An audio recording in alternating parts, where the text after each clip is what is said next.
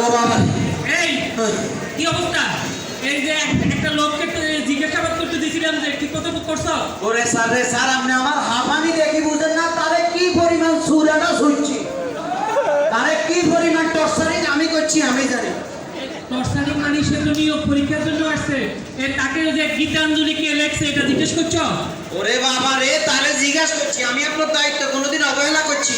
তারে বারবার পিড়ার পরেও তারে জিজ্ঞাসা করছি গীতাঞ্জলি কাব্য কে লিখছে, কি এর করে রবীন্দ্রনাথ ঠাকুর। এরপরে যদি আরো শুনছি কি রবীন্দ্রনাথ ঠাকুর লিখছে, শুনতে শুনতে শুনতে শুনতে সর্বশেষ সে স্বীকার করছে। সে স্বীকার করছে মানে কি স্বীকার করছে? সে স্বীকার করছে গীতাঞ্জলি কাব্য সে লিখছে এবং তার পরিবার সম্পূর্ণভাবে এটাতে জড়িত। আমি আমার দায়িত্ব অত নিয়োগ পরীক্ষার জন্য প্রশ্ন জিজ্ঞেস করছিলাম ইন্টারভিউতে, আর তোর কাছে এই ধরনের উত্তর দিলে কি বলে সেটা? তুই তো একটা ঝামেলা ফাঁকা দিস। আচ্ছা ভাই, সদরঘাট থেকে দুইটা মাল ধরছো, তো এটা কি করছো? আছে ভিতরে এইগুলো নিয়ে আসি এবার ইন্টারভিউ দিব। সদরঘাটের মাল ইন্টারভিউ হয় নাকি?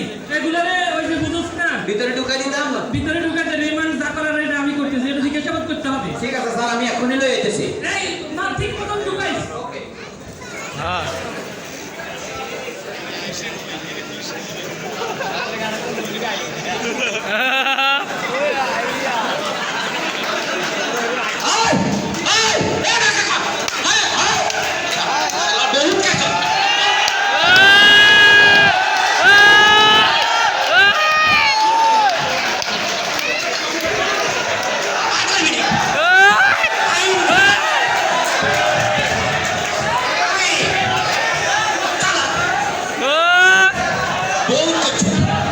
বহুত করছো তোরা দুগা, হ্যাঁ গাড়ি কামাই হালাইছ। তুই মনে করছো চিন্তা ন, তুই মনে করছো চিন্তা ন, যাবার আরোগ্য আছে।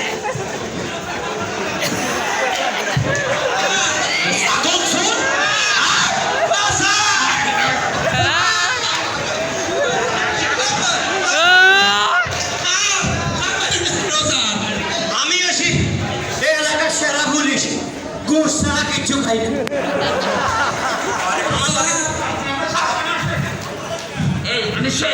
তুই মনে করছিস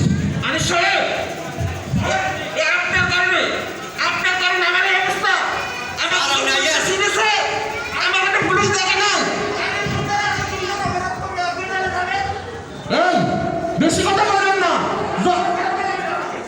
যত কালো আইন সবগুলো কিন্তু অনিশ্চয় আপনি পাস করেছেন, আর দেশের অর্থনীতিতে শুধু আমি রেখেছি, কিন্তু আজকে পুলিশ আমাকে চিনে নাই, আমি ক্লিন শেভ হয়েছি, কিন্তু আপনার কারণে আমাকে যে ব্যস্ত হয়েছে।